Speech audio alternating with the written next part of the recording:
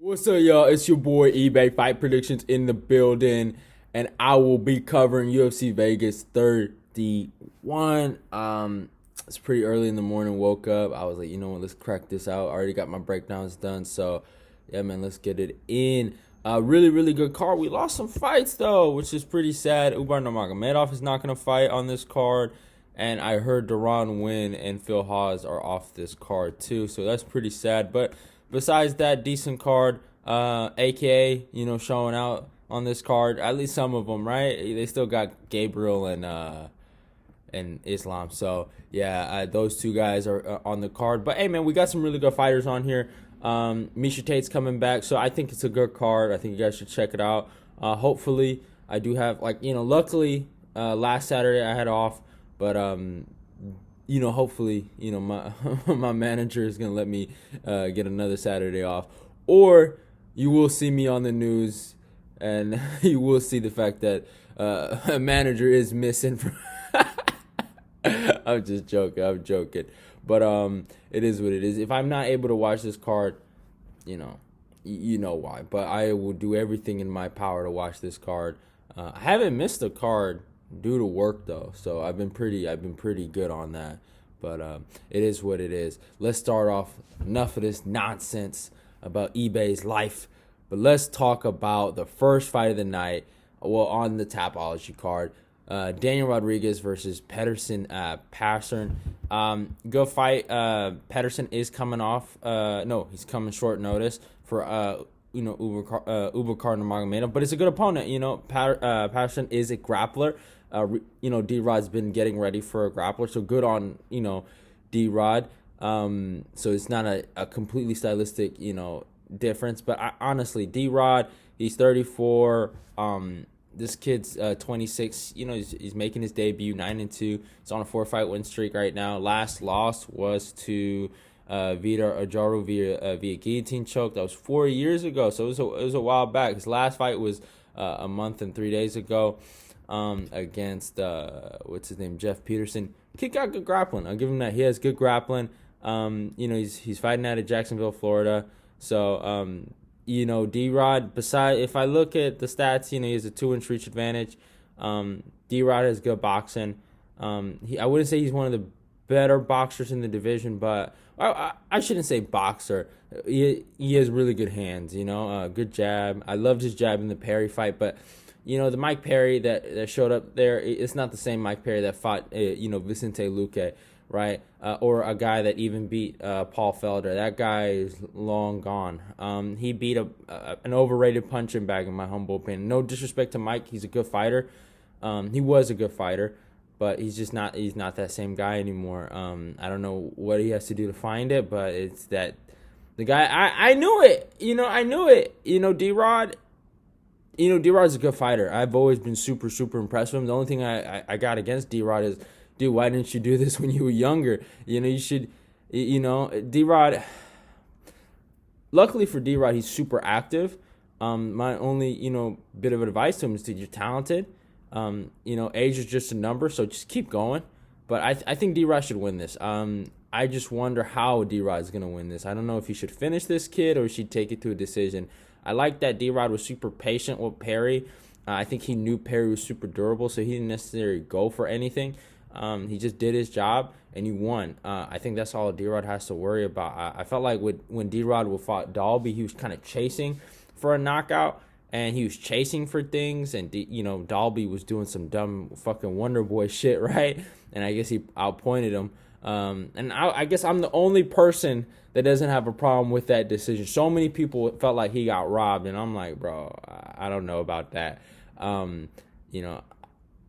D-Rod, it is what it is. But he's always been a good prospect. His victory over Tim Means, I mean, the kid's been a good fighter. Could we see upset? Maybe. These motherfuckers that may have been coming on short notice have been killing it lately.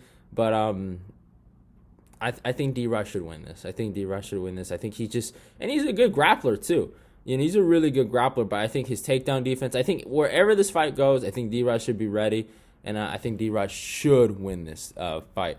Next up, Billy Quarantillo versus Gabriel Benítez. Mowgli. Really big jump up for Gabriel, so super happy for him. I mean, he's been in the game for a long time, so he deserves this. Billy, he's been in the game for a minute, but, you know, I mean, he's gotten a good push, you know. Last year was his year. He didn't end it too well, but it was his year. A lot of people, he got a lot of new fans that year. But yeah, let's talk about the records. You know, Billy comes in with a record of 15-3. He's fighting out of Tampa, Florida, age 32, height of 5'10", and reach of 70. Gabriel is 22-8. Is fighting out of California, aka age 33, a height of 5'8", and a reach of 71. I said it. He's fighting at American Top Team. No, did I say? I said I'm sorry. That's how you know I just woke up.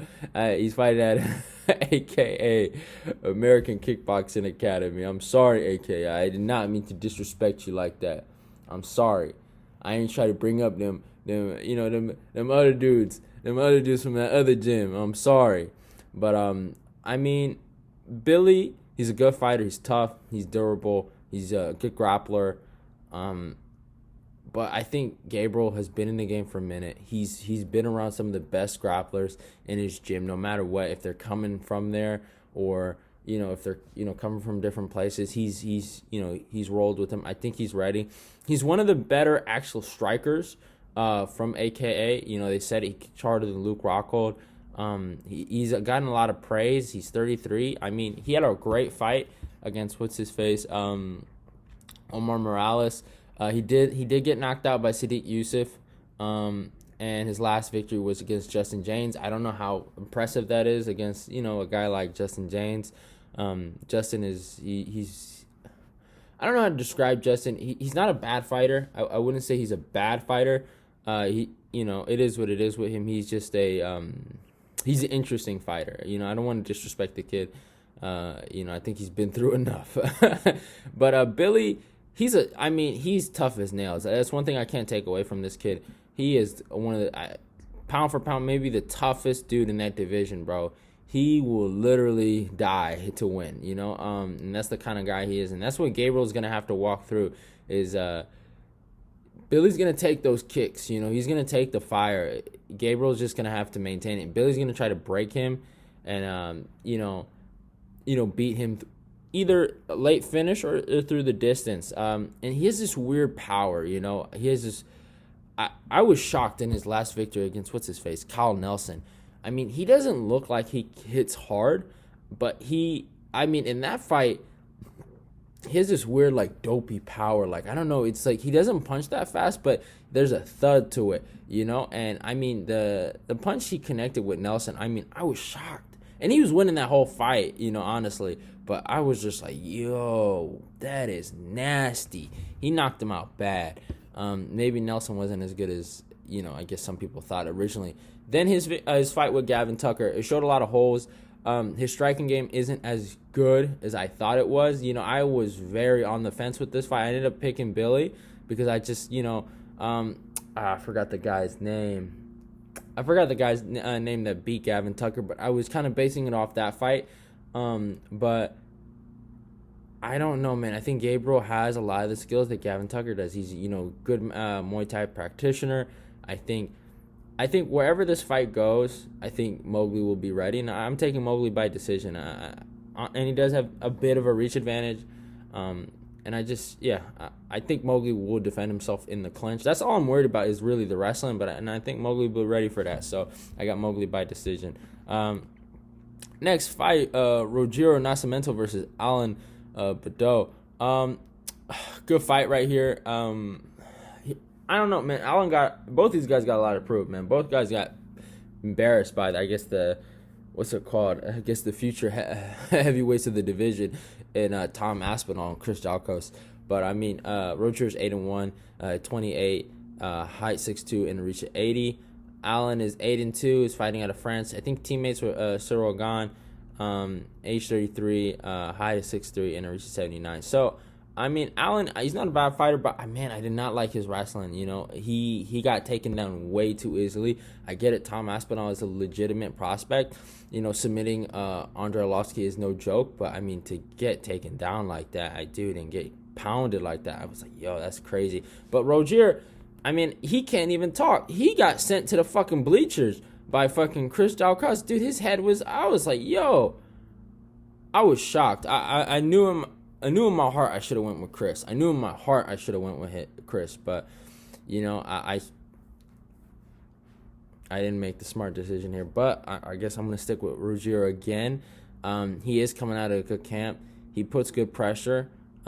His chin is in the air when he backs up, but when he's going forward, he's good.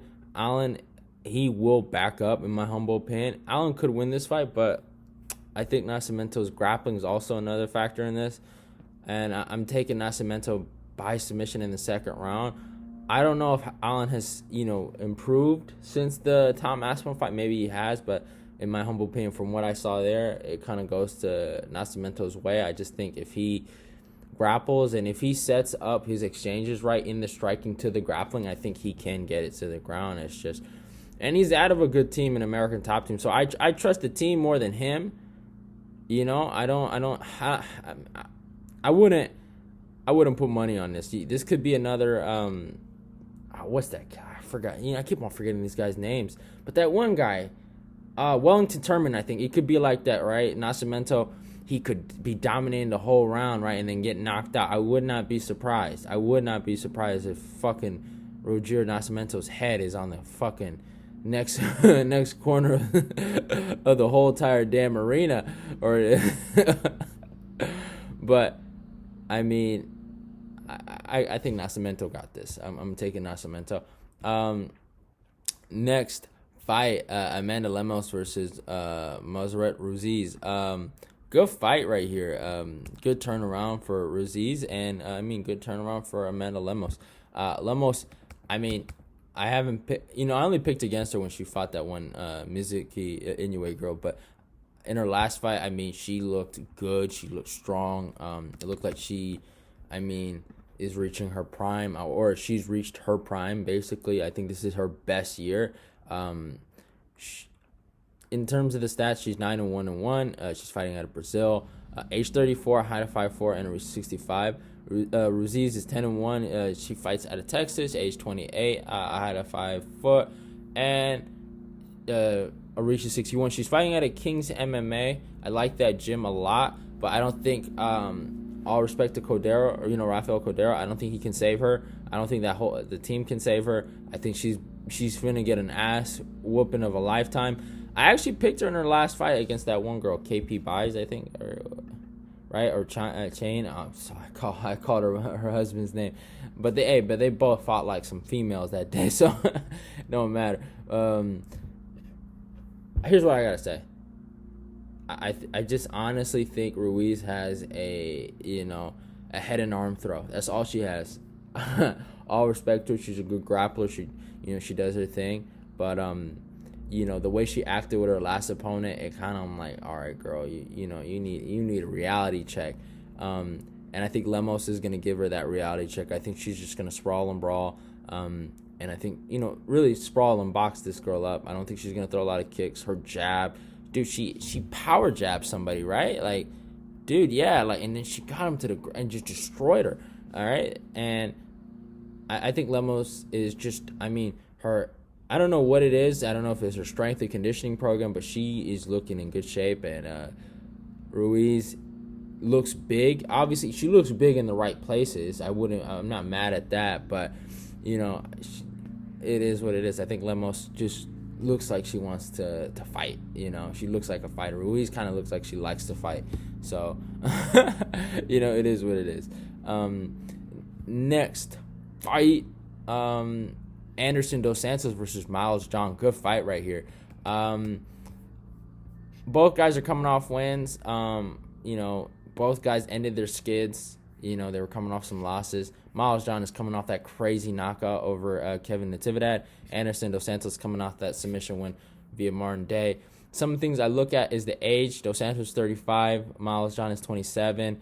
In terms of the reach, Anderson does have the reach advantage. So Miles John is really going to have to do his thing and get in the pocket, go forward, basically, bring the action, right? Control the center of the octagon, and, he's going to have to do it there. But Another good thing is I look at Maljan fights out of Fortis MMA. Those guys, as much as I might not be the biggest fan of them, I think they're a little overrated. They're winners. No matter what, they're winners. I think Anderson, he, it was a beautiful win over Martin Day, but I feel like Martin Day made the mistake more than Anderson did the right thing. He went for the dumbest takedown I've ever seen in my life. But I got to take Maljan. I think he's the more athletic guy. I think he's the younger guy. I think the only thing that goes against him is the reach. I think that's one thing he's going to have to kind of overcome. He's going to have to use his lateral movement. He's going to have to, cut angles and stuff like that and, get to the right spots. But I think besides that, I think Maljan, he's just athletic, man. The kid's, he's built different. So I got him winning this. I got Johns by decision. Next fight, oh, man. Francisco Figueiredo versus Malcolm Gordon. Oh man, I got a lot of bad things to say about Malcolm Gordon. Pissed me off in his last performance. I thought he was gonna at least fight that day. Instead, he's doing the Cinderella dance. And I don't have the best thing to say about Figueiredo's brother, Sniper. One of these guys are some future Cinderella dancers. They are gonna be doing some dances in the octagon against other opponents, right, after they get clipped. But they fighting against each other. So who is the better Cinderella dancer? Out of the two, I would say Malcolm Gordon does have Figueiredo beat. So I'm going to take Figueiredo by decision. He might Gordon, he's a good grappler. I'll give him that. But to do, maybe Madurgi, whatever that guy's name is really, really good. He's really good, so maybe we can give him a pass for that. But they ain't no excuse for that one. He did a push-up. He did a sprawl. He did everything in the book in that fight, bro. I was so mad, man. I've never been more mad in my life, but I got Figueiredo by decision. So, yeah. Khalid Taha versus Sergey Morozov. Good fight right here. This is a really, really close fight. I've been kind of, back and forth with this one. But here's how I look at it. Sergey, he's fighting at Kyrgyzstan. I think, me personally, I think Sergey's a really, really good fighter, and they've kind of sent him to the wolves. We're gonna see how good Umar Nurmagomedov is by Sergey's next performance. But I thought Sergey was a good opponent, for Umar, and I was a little underwhelmed by how he kind of got dominated in there. I was shocked. I thought it was going to be a lot more competitive than that, but it is what it is. Khalid Taha, obviously another loss to a really good opponent in Ronnie Barcelos. So here's the things I look at. Khalid is the younger guy. He's 28. He is the shorter guy, though. He's 5'5", and Sergey is 5'6", and Khalid does have the reach advantage, 69-67. In terms of notable wins for Khalid, he has that win over Bruno Silva. I think it got overturned. I don't know if Khalid was on the sauce. I don't know what happened with that, but he does have that win over him. So that's a good win I look at. He has that loss to Ronnie Barcelos. He has that loss to Nad Nurmani. But Khalid has real knockout power, man. He's a good fighter. He goes forward. He has decent takedown defense. I think Sergey is going to try to probably get it to the ground. I think that's what he wants, and he's a good striker. So it was really hard for me to choose who I'm going to really go with, but I didn't like Sergey's durability. That's how I kind of had to judge this fight, durability versus durability. I think Khalid's the more durable guy, so I'm taking Khalid Taha by decision. But, I almost went with Sergey. This was a really, really close fight. It's really 50-50. I wouldn't put no money on this, honestly. But it is what it is. Next fight, Mateusz Gamrot versus Jeremy Stephens. I have a breakdown on this coming out. I think it's already came out, so go check that out. I'm taking Gamrot. I got to go with the future. I love Jeremy. Jeremy's my guy. Obviously, I got Jeremy on a one-fight win streak over Jakar Close because Jakar Close bitched out. Jakar knew in his heart that he was going to get knocked out, but it was a real medical issue. I'm not saying that he faked it. Probably his neck got jacked up. I don't like saying people faked injuries. I don't like assuming that. because that's not nice. The only person I ever done that was with Darren Till. So, before y'all say, oh, this and that, I already brought it up. But I don't like assuming that. But, I mean, I feel bad for Jeremy. He should be fighting Drakkar close. He should be getting a win. But they give him these tough guys. Gamrot, fighting at oh my God, I almost say he's fighting at AK. He's fighting at an American top team. Good gym over there. I mean, it's a good spot. He's sparring with fucking Edson Barboza all the time. The kid is really, really good. I just think he's going to win by decision. I think his wrestling is going to be good. But go check out the breakdown, though. Next fight, the return, Rodolfo Vieira versus Dustin Stoltzfus, or whatever. Well, however you say the guy's name, Dustin. Rodolfo Vieira. I don't know how to look at this. He got 7-1 versus 13-2. That's Rodolfo's record versus Dustin's. Rodolfo's 31. Dustin's 29. Dustin does have the reach advantage, 75-73. But obviously, Rodolfo's going to go for... He's not going to strike for too long. He's really going to go to grapple. Dustin's a good grappler. So that's the thing. And he has decent takedown defense, Not really good, but decent. I'm really puzzled to see what Rodolfo Vieira does in this fight. I was literally dumbfounded against when he fought Fluffy Hernandez. I've never seen that in my life. I've never seen someone gassed that bad. I'm sorry about that. One of the homies is doing the lawn. I got one of my Mexican homies doing the lawn, but I don't know when he gonna stop, but it is what it is. But yeah, I don't know if I've ever seen anyone gas that bad. Vieira's basically, I don't know, 2-fight losing skid. I wouldn't say his career's on the line, but I mean his credibility is on the line. A lot of things are on the line. I can't go with him, bro. He gotta prove me wrong at this point. I'm taking Dustin Stoltzfus. He's a good fighter, decent striking. The only way I can see Vieira really beating him is maybe either submitting him really early or keeping him against the fence for the whole fight. But I mean, what I saw in there, I'm sorry, I can't do it. I'm taking Dustin Stoltzfus via decision. Next fight, Miesha Tate versus Marina Reneau. I don't know. I don't know how to break down this fight. Reneau, what did she do? Has she lost all? Okay, she lost her last 4. I thought she was on a 5 fight. She lost her last 4. I'll give her a break. Reneau don't want to win. I've been trying to tell people she don't want to win. She going there for a check. I'm convinced she's going in there for a check. I thought she used to be a good dog, right? I remember a lot of people gave me shit for picking Macy Tyson over her, but I learned after, was it Raquel? Yeah, it was Raquel Pennington. After the Raquel Pennington fight, I knew she don't want to win. She don't want to win, bro. She don't want to win. She coming in here to lose. Now, I think this is her last fight. I think she's a PE teacher, right? She's some type of teacher, right? I don't know if the kids watch the fights, right? I don't know. But if they do, maybe PE teacher wants to win and show that, hey, exercise is good. But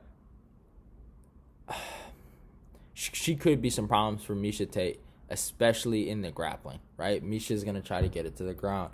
That is her game. She does have longer arms, but I just feel like, with the gym that she's training with, over at Extreme Couture, Miesha probably wants it more than her. She is a former champ. They do have very similar wins. Both have wins over Sarah McMahon. I don't know. I don't know what to tell y'all. At the end of the day, I got nothing against Reneau. Nothing against her. I got nothing against her. But that girl do not want to win, so I'm taking Miesha Tate by decision.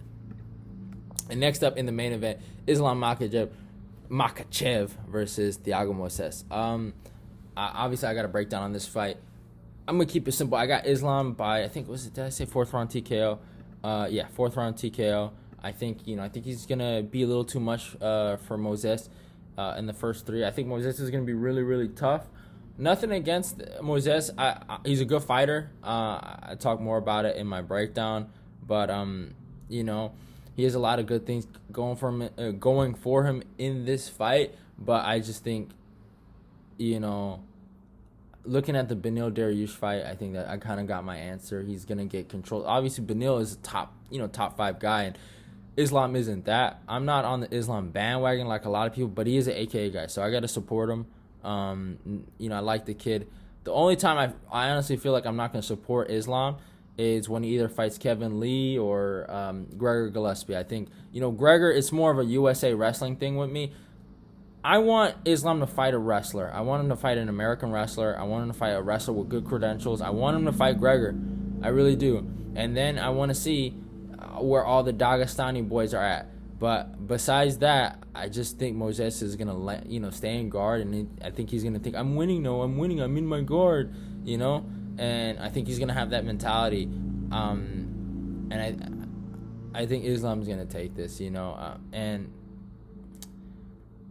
no disrespect to American Top Team. Yeah, they did beat Islam before. I think Adrian Martins or whatever his name is, the one that knocked out Islam, does fight at American Top Team. But a lot of these gyms ain't like AK, and that's what I want to say. And a lot of these gyms not like AK. Y'all must have forgot.